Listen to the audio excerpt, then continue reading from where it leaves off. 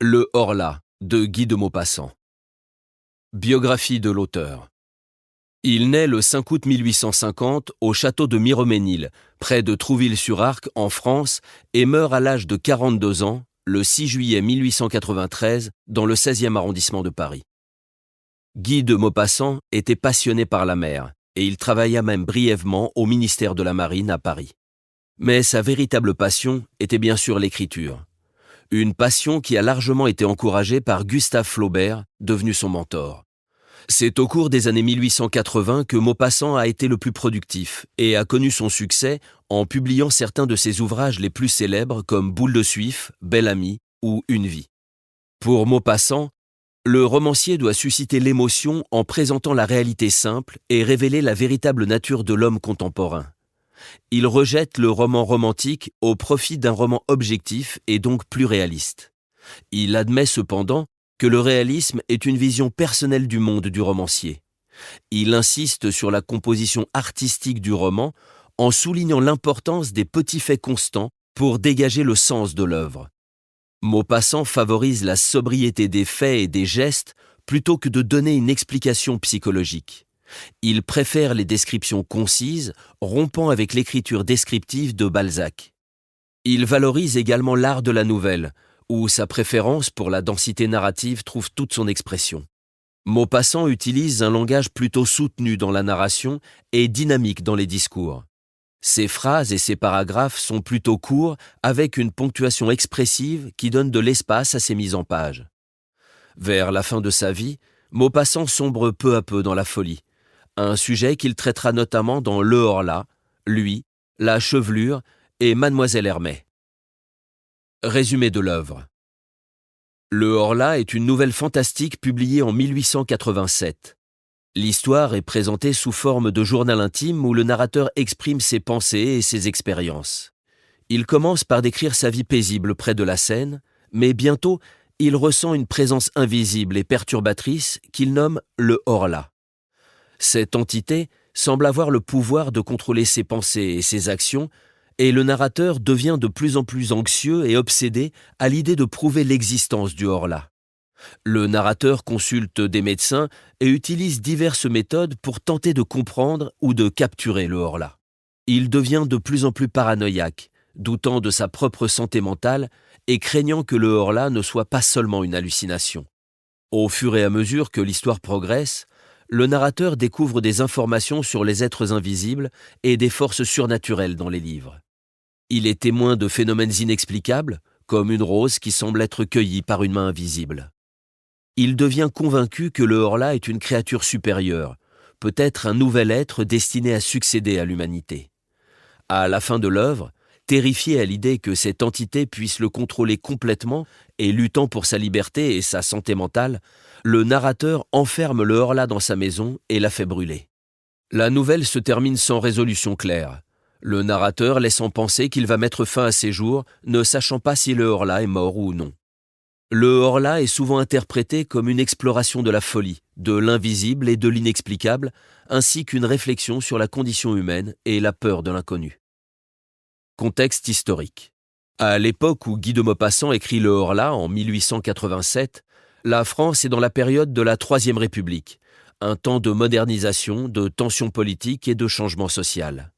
En effet, la France connaît une période d'intense industrialisation et de modernisation, avec l'expansion des chemins de fer, l'électrification et l'urbanisation. Engagé dans des politiques expansionnistes et coloniales, ce contexte en France suscite des débats sur l'identité nationale et la rencontre avec l'autre. De son côté, la science progresse à grands pas, et avec elle, le scientisme qui promeut la science comme clé pour comprendre le monde et résoudre les problèmes. Les idées de Charles Darwin sur l'évolution secouent les fondations de la pensée sur l'origine et la nature de l'homme.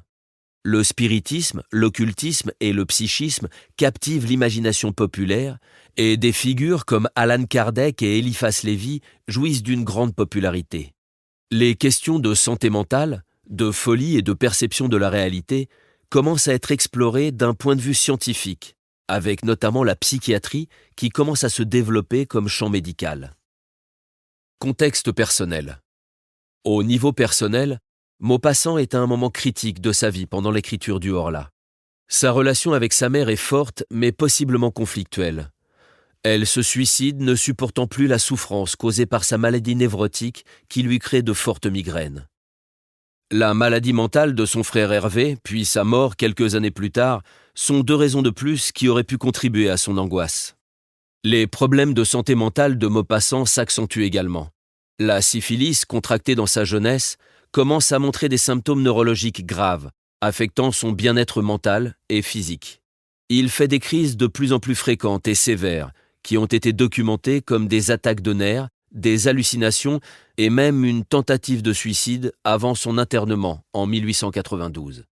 Bien que socialement actif dans sa jeunesse, il devient de plus en plus solitaire, cherchant souvent refuge dans la solitude de sa maison de campagne où il écrit le Horla. Ce contexte personnel dramatique et le contexte historique se reflètent dans l'intrigue du Horla, où les thèmes de l'invisible, de l'inexplicable et la peur de la folie sont présents. La nouvelle peut être interprétée comme une expression de l'angoisse de Maupassant face à sa propre dégradation et à l'incertitude d'une époque où la science, la religion et la philosophie étaient en conflit. Les personnages. Le narrateur. C'est le protagoniste anonyme du récit. Le narrateur est un homme qui commence à ressentir une étrange présence invisible autour de lui et qui tente de comprendre ce qui lui arrive. Initialement rationnel et sceptique, le narrateur devient de plus en plus obsédé et anxieux à mesure qu'il est confronté à l'inexplicable. Il passe d'une confiance en ses facultés mentales à une prise de conscience alarmante de sa propre vulnérabilité face à une force qu'il ne peut ni comprendre ni combattre. Tout au long du récit, son but est de comprendre et de rationaliser les événements étranges qui se produisent autour de lui, ainsi que de sauvegarder sa santé mentale et sa vie. Il interagit avec les différents autres personnages, notamment sa servante et le médecin, mais se retrouve finalement isolé par sa propre terreur. Le narrateur est un exemple classique de la descente d'un individu dans la folie, et il est possible d'interpréter ses expériences comme des hallucinations dues à une maladie mentale plutôt qu'à des événements surnaturels. Le Horla.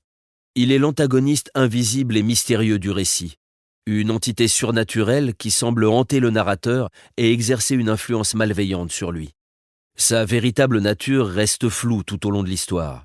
Il est décrit comme un être supérieur, une sorte d'évolution de l'homme capable d'influencer les pensées et les actions du narrateur sans être détecté par les sens humains.